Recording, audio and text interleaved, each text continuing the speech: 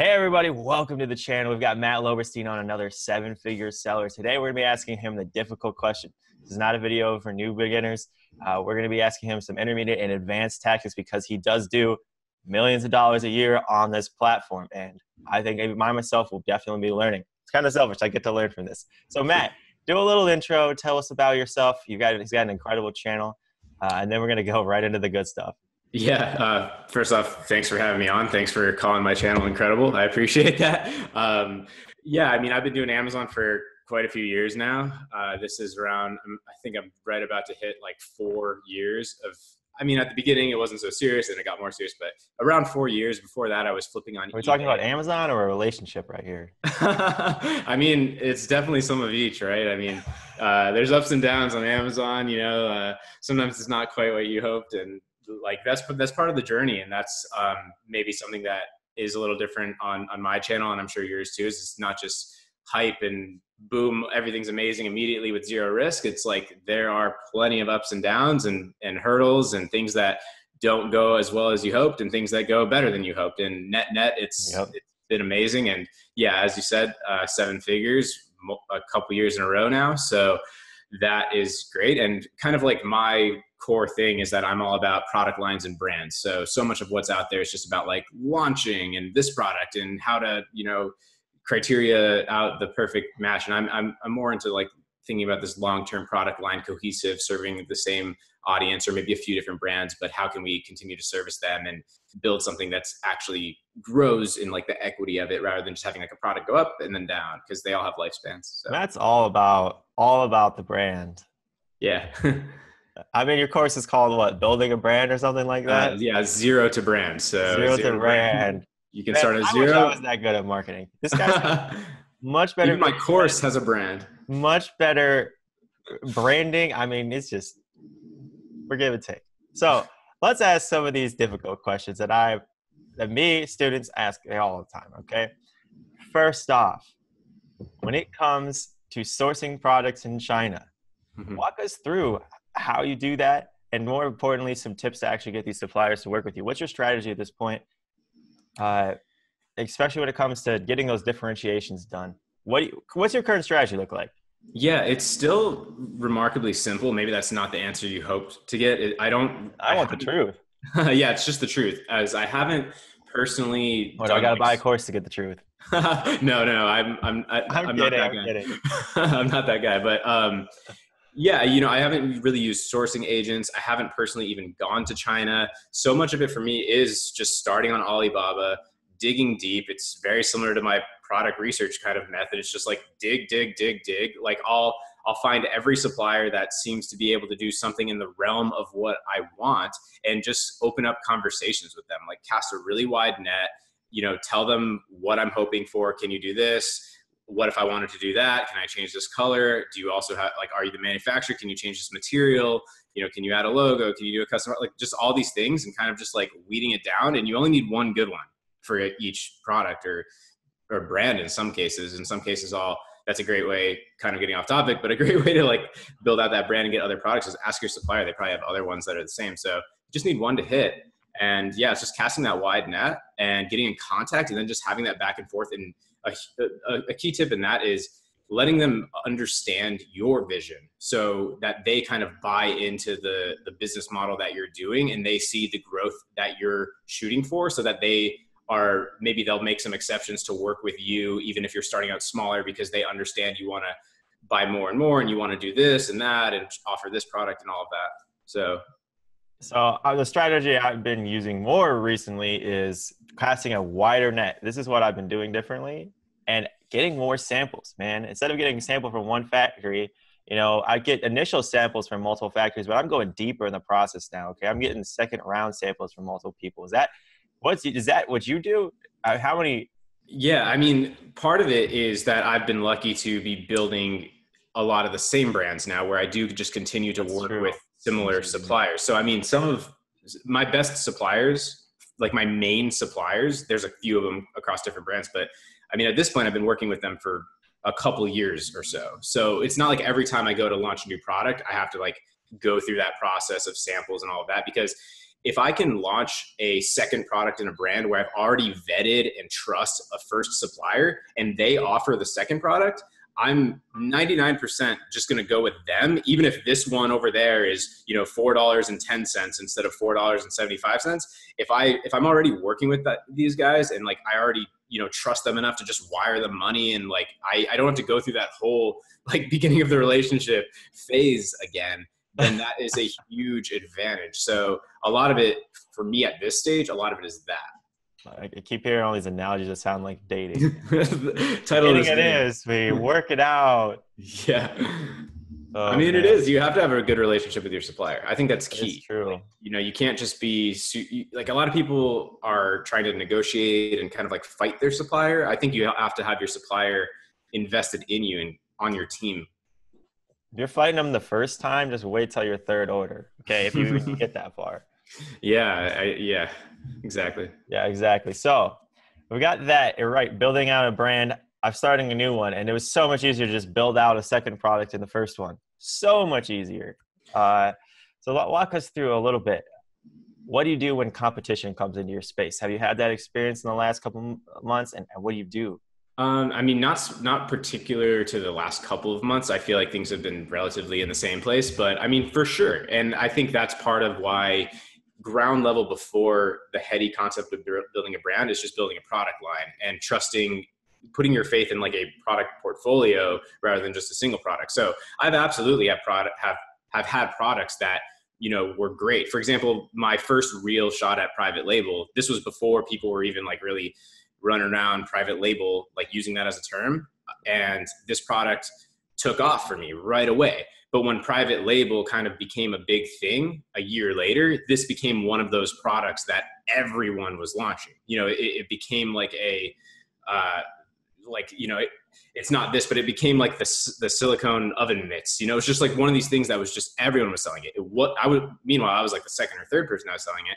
But the reason that it led to success in the long term was because I didn't just invest in that one SKU. I built out products that worked with it and other styles and other uses for the same sort of product and all of that. And now that particular SKU doesn't do well. I still keep it running just to kind of have the product line make sense. But, the best solution to competition coming in is keep expanding and keep doing that. And if one dies, then you won't notice when you have 20. Got it. This is the Grant Cardone strategy. Okay, if you and another guy are bidding on a deal and you lose it, well, the guy who's going to win is the guy who's bidding on 20 more deals. Yeah. He doesn't give a crap about your one deal. And look, that also doesn't mean to like just as soon as anything dips down a little, just to give up. Obviously, like try everything first. But ultimately, if one doesn't work out in the long term, you shouldn't be banking on just one. I've had some competitors come in recently while I asked this question, and I bought their products, and I know over the long term, yeah, they're going to end up with a 3.5-star product, and they're going to fall back. They're going to fall off, just like every other product that's launched. So, yeah. But it was depressing. It was like 2, 3. I haven't seen anybody launch in my space since I'm the last person. I'm the last person in the last year, essentially. Nobody other come in. Then 2 people came in within 1 day, but within 2 days. 2 slightly different products. One of the guys I know, he's just done. He's already got sitting at 3 stars. He's not going to make it any better than that. And another guy, though, he probably will become an actual competition in the market. So yeah, I mean, the sad truth is most people that launch as competition, and this applies to the person listening too, that is the competition to somebody else, is most of them aren't going to cut through against the established one. It's harder to compete with the established one. The established one has like the sales momentum. So they have ranking, they have more reviews, they have more frequently bought together, they have more of a customer base, they have everything. And that's all going to go into their advantage when they launch a related product. Meanwhile, you're coming in as this new guy a year later, it is harder.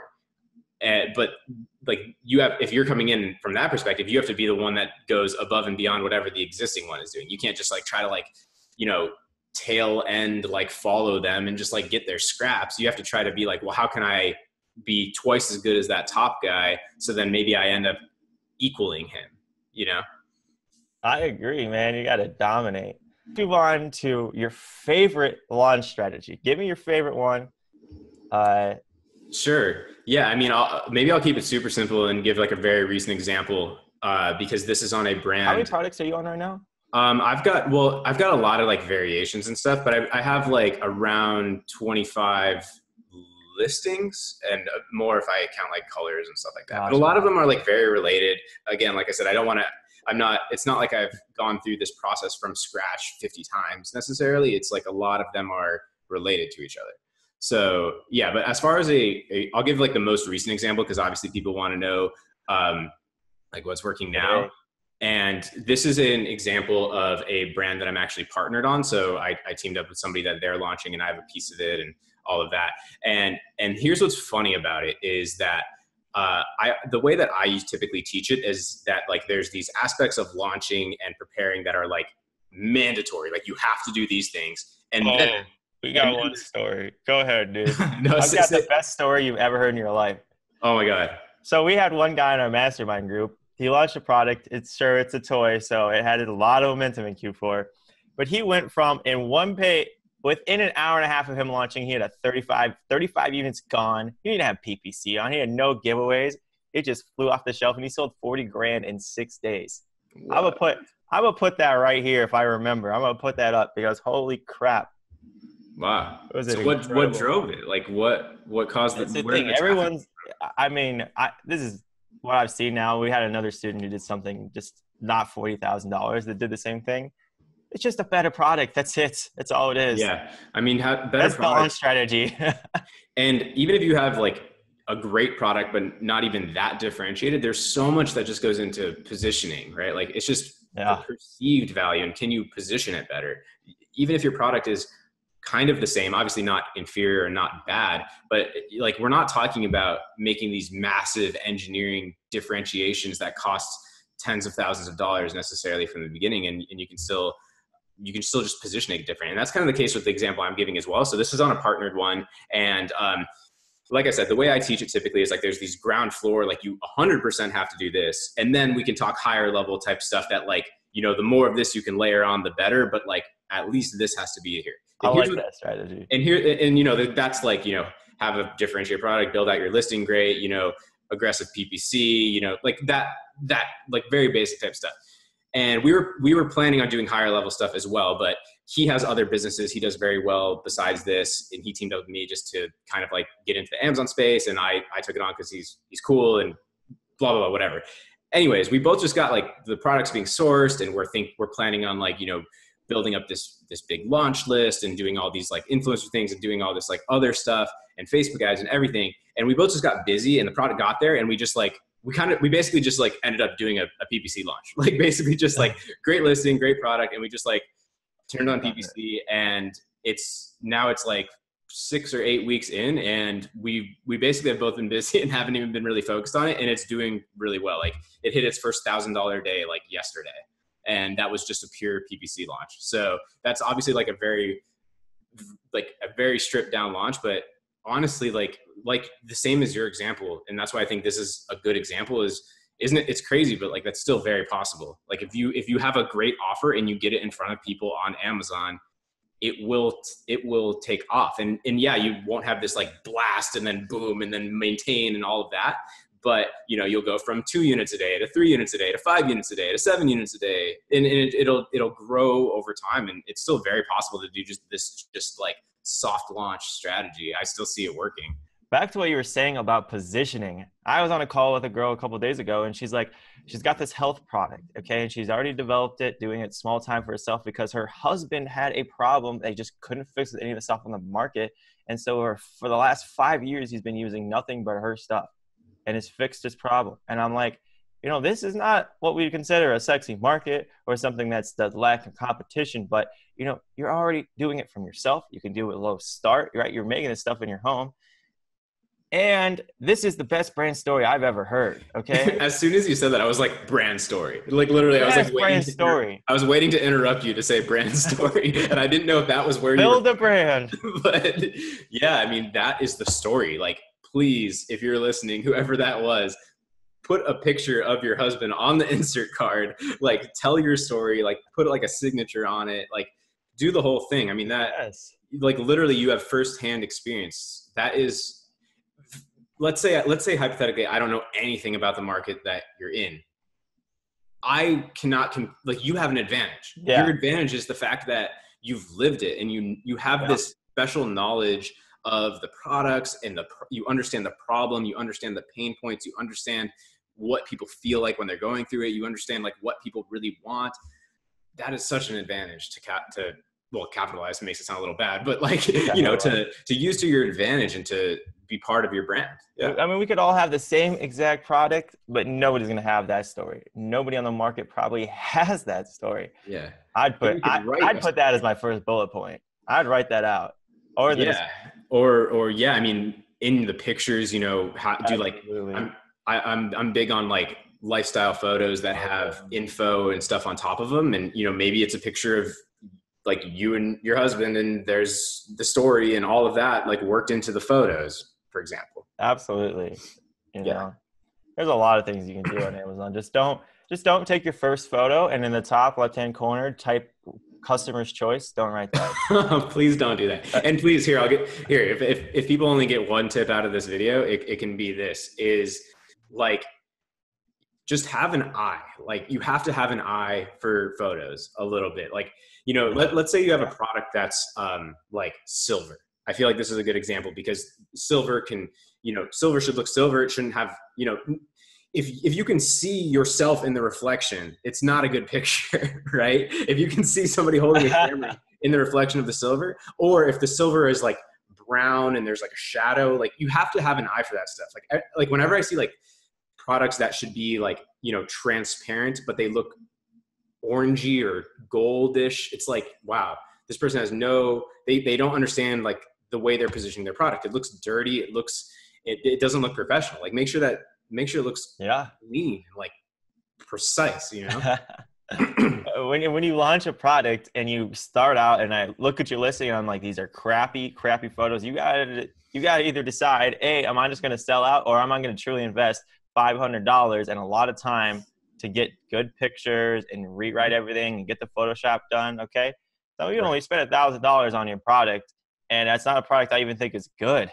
Yeah. So, right. Do you have people come to you like that? They're yeah. And then I'll look at the market, and maybe there's two, or let's say there's 2 or 3 sellers doing no differentiation whatsoever. Yeah. Like maybe it's a relatively small market. So let's say the top one is maybe doing like, you know, $11,000. The next one's doing like 8,000, and then it drops off to like 1,000 or something. And they're trying to compete in that, and it's already like not looking so good.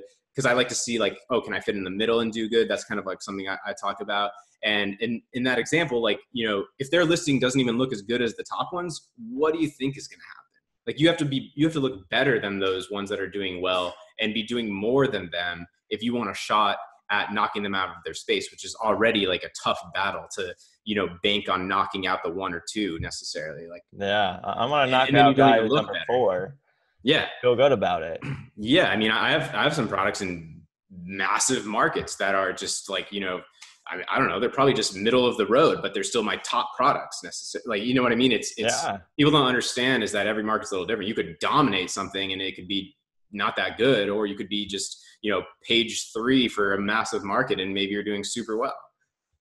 So I usually tell people, either you want to shoot to be at the top, you know, you want to have that kind of product, or you want to take a product that's a big market and then really niche down and find something where you could serve that market super well.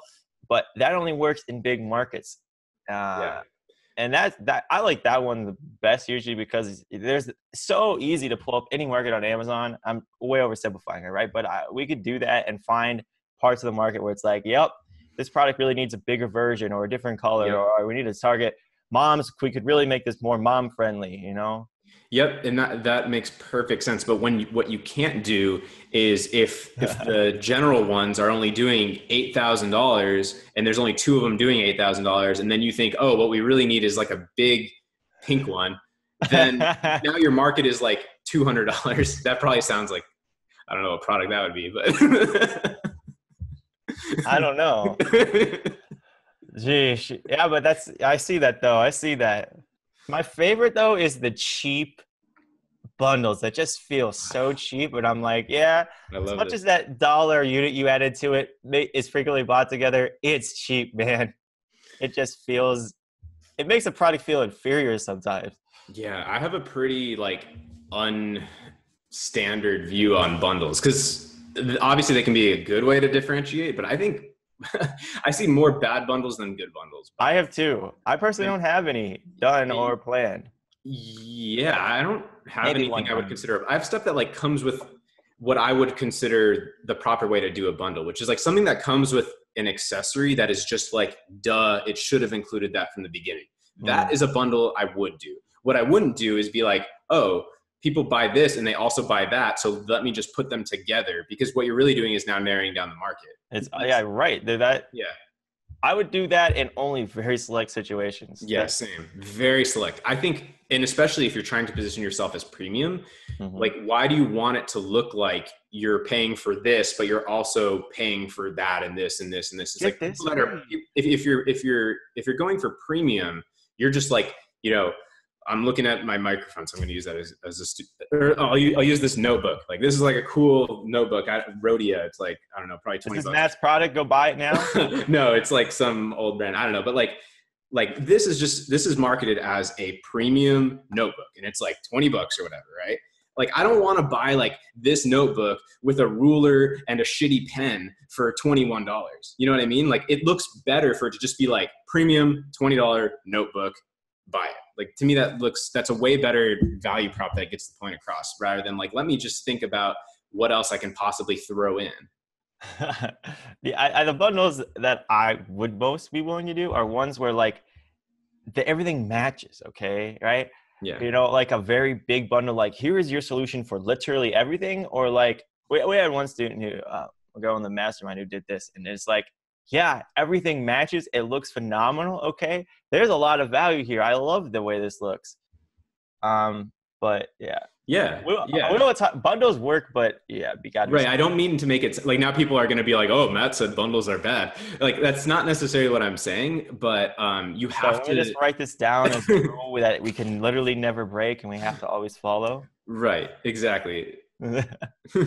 Yeah, but just if you're going to look at that, you have to do it in a thoughtful way. That's kind of that's all. Another relationship thing. Okay, guys, it's been an incredible time talking to Matt. If you want to go check out his channel, that'll be the very first link in the description. Go get it. Let's hit that smash that subscribe button. Subscribe that to smash. If you guys want to see how I pick products, winning products in half the time you do, I'll put a link to that video here.